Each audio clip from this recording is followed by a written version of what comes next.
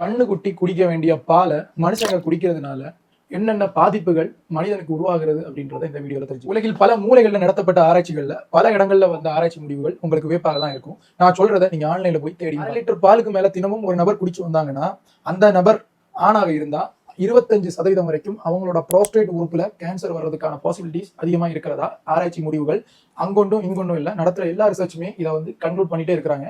கூடிய சீக்கிரம் எல்லாருக்கும் தெரிய வரும். அப்பதான் இதை பத்தி ஒரு விழிப்புணர்வு இன்னும் வரும். பெண்கள் 1/2 லிட்டருக்கு மேல தினமும் குடிச்சு வந்தாங்கன்னா ஓவேரியன் கேன்சர், பிரஸ்ட் கேன்சர் வர்றதுக்கான பாசிபிலிட்டிஸ் அதிகமா இருக்கிறதாகவும் இதே ரிசர்ச்கள். எவ்வளவு எம்எல் பால் தினமும் எடுக்கிறதுனால ஆரோக்கியம், தினமும் பால் குடிக்கிறது நல்லது தானே, பால்ல என்னென்ன நன்மைகள் இருக்கு, அதனால வர்ற தீமைகள் என்னன்றதையும் ஷார்ட்டா இந்த வீடியோல சொல்றேன். குறிப்பா நம்ம வீட்டுல சின்ன வயசுல இருந்தே நம்ம கேட்டு வளர்ந்தது என்னன்னா பால் குடிக்கிறது ரொம்ப ஆரோக்கியமானது, ஹெல்த்தி அப்படின்றத நம்ம கேட்டு வரோம்.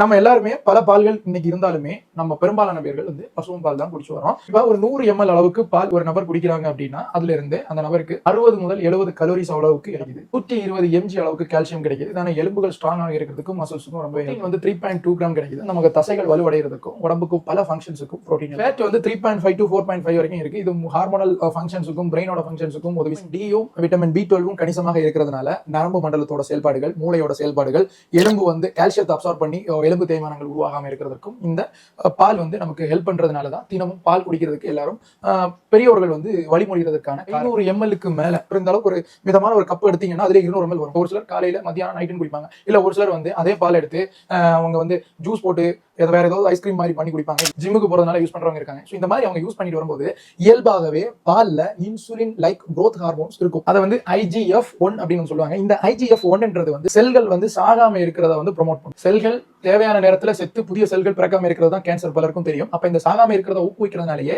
இந்த கேன்சர் புரோஸ்டேட்ல பொதுவா கேன்சர் மேலுக்கு உருவாகிறதுக்கு வழிவகை செய்யும். பாலூட்டும் தாய்மார்களுக்கு ஈஸ்ட்ரோஜன் ஹார்மோன்ஸ் சுரப்பது பசுக்களும் பாலூட் அது கண்ணுக்குட்டிக்கு கொடுக்க வேண்டி செக்ரீட் பண்றதுனால இதுல ஈஸ்ட்ரோஜன் ப்ரொஜெஸ்டரான் என்ற பெண் ஹார்மோன்ஸ் அதிகமான அளவில் இருக்கும். இதை ஆண்கள் குடிக்கும்போது அவங்களோட உடம்புல இருக்கிற மேல் ஹார்மோன்ஸுக்கும் பெண் ஹார்மோன்ஸுக்கும் இடையில சமநிலை தவறுது. சோ அப்போ ஆண்ட்ரோஜன் ஹார்மோன்ஸ், மேல் ஹார்மோன்ஸான ஆண்ட்ரோஜன் டெஸ்டோஸ்டிரான் ஹார்மோன்ஸுக்கும் இந்த ஈஸ்ட்ரோஜன் ப்ரொஜெஸ்டரானுக்கும் இடையில நடக்கிற இம்பாலன்ஸ்னால கேன்சரை ஊக்குவிக்க ஒரு வழிவகை செய்து இந்த ப்ரோஸ்டேட் செல்ஸோட ஆக்டிவிட்டியில. நீங்க பால் குடிக்கிறதா இருந்தா ஒரு சின்ன கிளாஸ் இப்ப காட்டுறேன் பாருங்க. சோ இது மாதிரியான ஒரு கிளாஸ் அளவுக்கு எடுத்துக்கோங்க. சோ இது கிட்டத்தட்ட ஒரு 100 ml உங்களுக்கு ஃப்ளூயிட் இதுல நிற்கும். சோ 100 ml அளவுக்கு ரெகுலரா பால் சாப்பிடுங்க, ஒன்றும் பிரச்சனை இல்லை. இந்த ரிசர்ச் எல்லாமே 1/2 லிட்டர் பாலுக்கு மேல சாப்பிடுறவங்களுக்கு தான் வருது.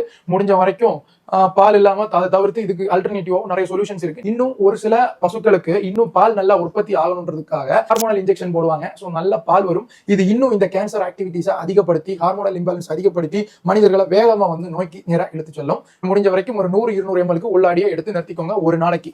நன்றி.